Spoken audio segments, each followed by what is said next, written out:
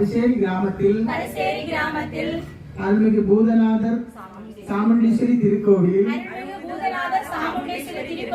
குழுமி இருக்கும் அம்பிகையின்